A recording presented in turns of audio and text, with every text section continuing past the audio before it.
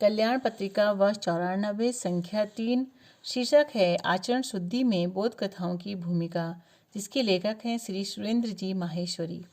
बोध कथा को भावों की अभिव्यक्ति का अप्रतिम साधन माना जाता है। अनुभूति के सहारे जब किसी सत्य घटना का उज्जवल पक्ष प्रस्तुत किया जाता है तो ये कथाएं अपना ठोस प्रभाव डालती हैं। इसकी समरसता तथा रसात्मकता या प्रस्तुत करने की विधि में ज्ञान पक्ष प्रबल होता है। बोध कथाएं किसी न किसी तरह ज्ञानार्जन कराती हैं, इसीलिए ये बोध कथाएं कहलाती हैं। डॉक्टर सुरेश वर्मा। वस्तुतः बोध कथाएं धार्मिक, नैतिक, व्यवहारिक और मानव मन को उद्वेलित करने वाली होती है। जब बोध कथा के माध्यम से सत्य घटना का नीतिपरक पक्ष प्रस्तुत किया जाता है तो वह पूर्णतः उद्देश्यनिष्ठ होती है। बोध कथाओं का मूल उद्गम जातक कथाएं, पंचतंत्र तथा हितोपदेश की कथा कहानियों ही है, जो पाठक के अंतःकरण को सात्विक तथा मानवीय गुणों से परिपूर्ण करती हैं। प्राचीन काल में बिगड़े राजकुमारों को आदर्शवान बनाने के लिए विष्णु शर्मा जैसे पंडितों ने इसी विधा का उपयोग किया था। भारतीय संस्कृति में हमारे धार्मिक ग्रंथों का विशेष महत्व रहा है।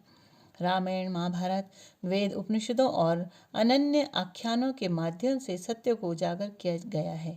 वर्तमान में पाठक के पास समय का अभाव होता जा रहा है, अतः बोध कथाओं की विशेष उपयोगिता मानी जा रही है।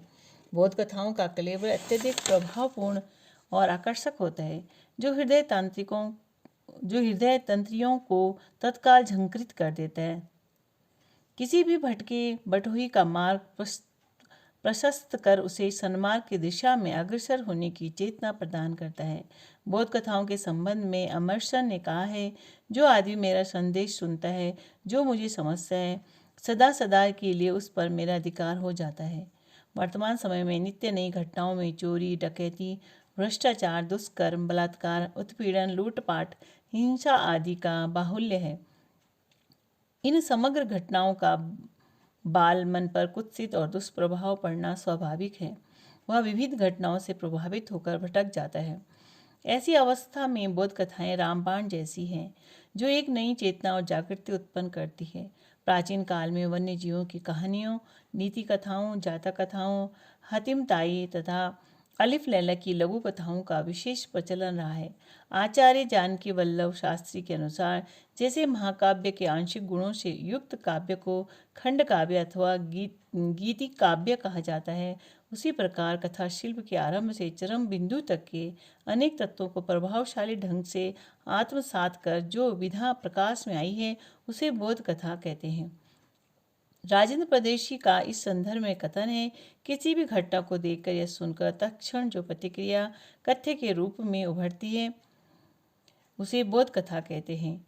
बोध कथाएं जीवन को मधुर बनाती है, तात्विक संदेशों से भरपूर होती है।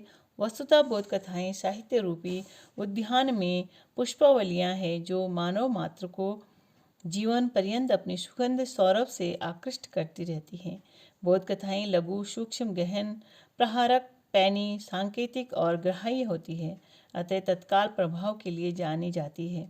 बोध कथाएं वास्तविकता की पथरीली और कठोर राह पर चलने वाले राही को सोचने के लिए मजबूर कर देती है। इन कथाओं में पात्रों की संख्या कम होती है। ये कथाएं सरल और बोधगम्य होती हैं। दैनिक जीवन से संबंध घटनाक्रम से जुड़ी होती है, जो प्रकाश स्तंभ का कार्य करती है। शिक्षण संस्थाओं में विषय अध्यापन में कई बार ऐसे अवसर आ ही जाते हैं जब किसी संदर्भ या घटनाक्रम का सहारा लेकर तथ्यों को स्पष्ट किया जाता है। ऐसे में बोध कथाओं का उपयोग प्रासंगिक होता है, जो विद्यार्थियों में संस्कारों के निर्माण में सहयोगी होती है।